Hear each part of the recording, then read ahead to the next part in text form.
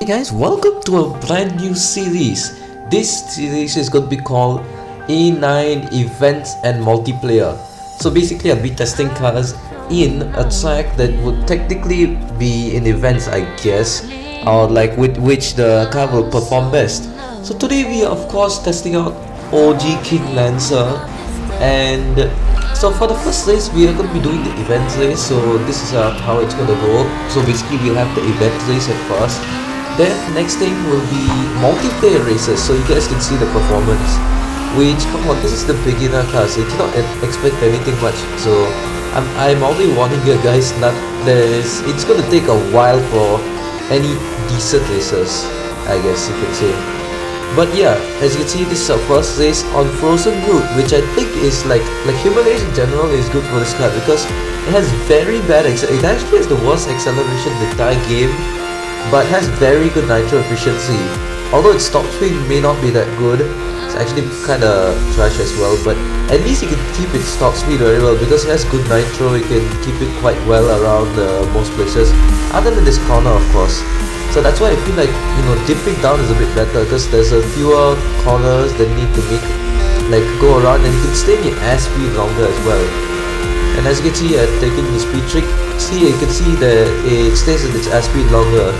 This car wouldn't do that well on, say, the agile track. This thing is gonna die in Caribbean, that's for sure, because its handling as well, it's average at best. It's average. The acceleration is the worst in the entire game. Nitro is good, but that only can carry you so far. Top speed is not that great because even the E10s can beat it. Heck, even something like honestly I don't know. Heck, even Leaf can beat it. That's also coming up soon, so keep an eye out. Anyway, we are going on to our first multiplayer race. So we are on some random old so this is Transcontinental race on US Midwest. And as you can see, matchmaking in Asphalt 9 is absolutely so fair. I'm facing a bunch of C-class cars, high-end in that. Like, I got a GT3 Evo in this race and a bunch of normal Acuras and pretty cars. Yeah, so basically there's some random thing in Android where you can actually use Silver League cars when you're unranked even. Like, you'll instantly go to Silver League. Even if you lose 20 rating, you'll still be in Silver League. Why? I don't know. I don't know what logic they use, but this makes it so that D-class cars are basically useless unless you're a beginner again. Yeah, unless you're a beginner, it's kinda useless at that point, So having a D-class car is completely useless like a king. And over here, I got knocked down by some random old C-class car because, of course, since I'm using the king of the game, they're like, oh no, this guy's too powerful, let's knock him down, even though I'm literally at next to zero skill. Also, I like the names of these people in the race, especially Fugitive Obsidian, very nice. I don't know if it's a nice name, but it's very creative, that's for sure.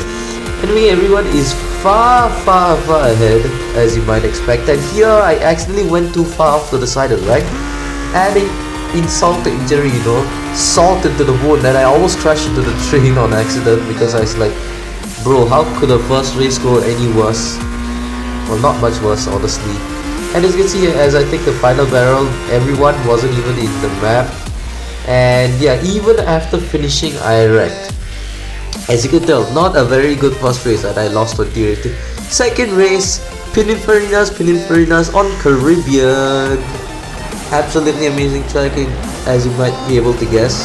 And there's also Diablo in this race, so I guess that's technically easier to beat because unless the guy's skilled, which I mean if you have the Diablo, that's you probably are skilled if you have the Diablo. And here my first barrel didn't go great, of course, and excuse me, I did the speed trick normally as you might be able to expect, but didn't really do much. And here I took the barrel too low and I didn't manage to make it on top of this pier thingy, so I kinda wrecked. Kinda sad, but it's not like I'm gonna get first anyway, or so you might think. Okay, I almost wrecked again with this barrel. I really don't know what's going on. Like, the physics and everything was against me at this point. What is going outside? I'm not sure. Apologize for the background noise, but everything was against me. People were knocking me down, physics was blocking me. Honestly, I never really had this as an unstable car unless it's like 360. Because I think this car actually has a pretty tall hitbox. It's not very tall, but it's kind of tall, the hitbox of this car. That's why it likes the helicopter around, similar to the GT to RS Club Sport. And here I had this weird physics where I accidentally went off, like smashed the barrel on the side and did like a front flip, which didn't really go that well, of course, because of my luck. And as you can see, everyone else finished the race as you might expect. So yeah, again another L in our bag. So that's good, I guess. As you can see, the Pininfarina is dominating, but we only managed to beat one guy, which is kind of interesting. Anyway, why is it not going on there? It's not recording. Anyway, so we are on to our second race, which wait, is it a second race? Our next race, I lost count what race it is, but on leaps and bounds in New York, and of course I faced a bunch of 599 FX Evo, Pininfarinas, everything. Honestly, the price I didn't face a single Husaira. I didn't face one Husaira in this season, because oh my god, even off camera after this, when I decided to go to Gold League, not a single Husaira I myself didn't using either. I was using the scaler because it's a pretty solid car, to be honest, because it has the acceleration to get in front of everybody, and the top speed is similar to the Pininfarinas and who knows other nonsense as well. And as you can see, I am, as always, behind everyone. But then something racing is also something interesting. Like the people always seem to get knocked down or wrecked or go outside the track. And over here, I usually get a jump scare by MCS, which blocked the screen. But it wasn't too big of a deal because muscle memory, I guess. You know, you could see the mini map and it wasn't that big of a deal. It wasn't like in legendary top 1000 against like Diesel Dragon or whoever. You know, I think Diesel Dragon or probably instantly lose. I'm speaking from experience, by the way. But yeah, let's say if I was in legendary, that would be a big problem. But here, they were just more of a chill race, to be honest. And apparently there's a YouTuber in this race, so that's pretty cool, I guess. Well, I probably should put YT in my name, to be honest. But yeah, as we come to the end of this race, nothing that special this race, to be honest. Because I was very severely underfed or underpowered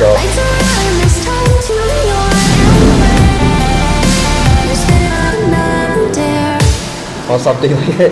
I apologize, the thunder here is getting kind of insane. Right, so now we are on Auckland under construction, not especially the best track, as you might be able to tell, with a bunch of high-end C-Class cars. Whoa, that's new. And as you can see, there's a Ginetta just zooming by. On some points, it's better to take corners with this car, like just turn rather than like drift.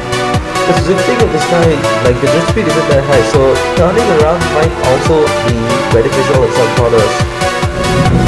Like, similar to SRT8, you know, that car is such a low wind speed, you can sometimes turn faster. So why is it doing so bad? I literally have no idea. As you can see here, I actually managed to get in front of some people, so that's a plus. And some dude got knocked down by another dude, so as you can see, 6 out of 8, that's progress, as you can tell. It might not be much, but it's not as well. I don't know when does the meme apply, who knows. But then, as you can see, it actually is pretty solidly in front of the other two people, which is kind of weird, but they're probably just D-Class cars bullied by C-Class cars. A5 for us. So let's take a look at the leaderboard, because I do forget, like, usually what I record is. So let's take a look. Yeah, oh wait, wow, it's actually interesting. And the Ginetta, because the Ginetta makes sense because it's D-Class car. It's not that much faster than the Lancer. Alright, so here we are, hypothetically the Lancer's test track. Dipping down with a bunch of air-speed tricks and who knows what, which will allow us to keep its speed very well, because although it's very high, well, not very high, but pretty good nitro efficiency. It was one of the highest in class speed, if I'm not wrong. Only the intense elites and all that, these guys have better nitro. You know, and I accidentally knocked someone down here, which is kind of sad, if I'm being honest. Again, this is, I mean, the acceleration is so bad that loses speed while just turning around with perfect nitro, which usually shouldn't be that much of a problem. As you can see, I'm kind of neck and neck with this defense because, you know, it goes very similar speed to me. And yeah, so far so good. I actually managed to get, like, we're still very closely tied to this guy, but it's going to be pretty fun. But, and even if it's little bit of a speed trick, but here's something's coming up here which I strongly do not recommend you to do. don't do stupid speed trick tests. Do the speed tricks that you know are safe and you've done before and practice. Don't do dumb stuff like this. It's just for you guys, you know, just better. Honestly.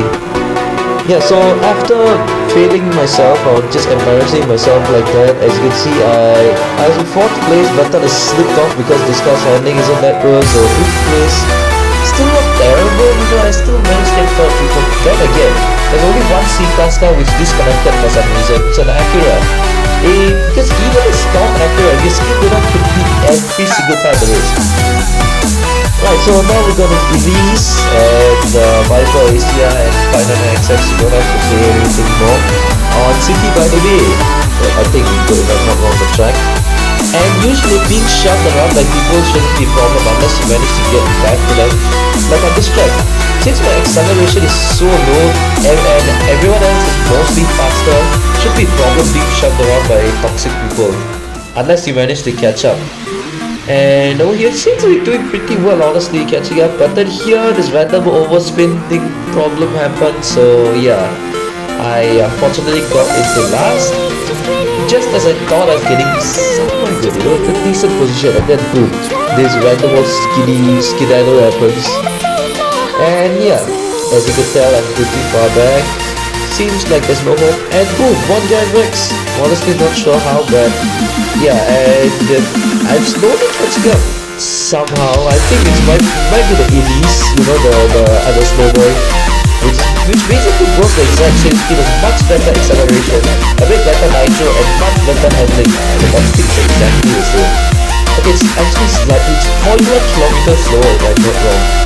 And as you can see, I'm actually staying in front of these people right behind me, which is kind of insane. And I think temporarily it's catching up to 4th place, but that's kind of unrealistic to assume that. But yeah, I've somehow managed to beat the Viper Asia and intense. Okay, fine, but Viper Asia is kind of outgoing. Right, so now we're on to a final race in the video, which is on, I forgot which track it actually, the curve, yeah, that's what it's called, on Nevada. This one also should be a pretty decent track. Just get past these corners and you think of stop speed, like all after that, other than one other big turn. Other than that, it's just top speed after that, you know, many consecutive runs, which should be good for this car again, because there's not the best top speed, but at least, but doesn't have the best acceleration, so the nitro will help. And over here, this E10 guy knocked me down, but luckily I managed to respawn here immediately because I flew out the track in the tiniest bit of the barrier. I don't know why it counted as out the track, to be honest. But yeah, here I do a little bit of an S-speed trick so I can get a bit of advantage. And somehow I was actually catching up, but then again, this is mostly E10s this race as well. And I seriously still kind of sad from the dipping down race, to be honest. Actually, the E10 takes the long route, which allows us to get a solid podium. Like, it wasn't challenged whatsoever if I'm not wrong after this. If I'm not wrong. So let's take a look. It should be pretty similar, to be honest. Okay, so over here, some of the E10s catch up because of the better agility. But here, I just, you know, got my nitro up to make sure that to keep my top speed. And over here, I decided not to brake nitro because brake nitro actually like reduces the top speed of the Lancer on like the straight roads because the acceleration is that bad. But anyway, as you can see here, I can comfortably finish first, and thank you guys so much for watching, and I'll see you all next episode for more car testing. Bye guys.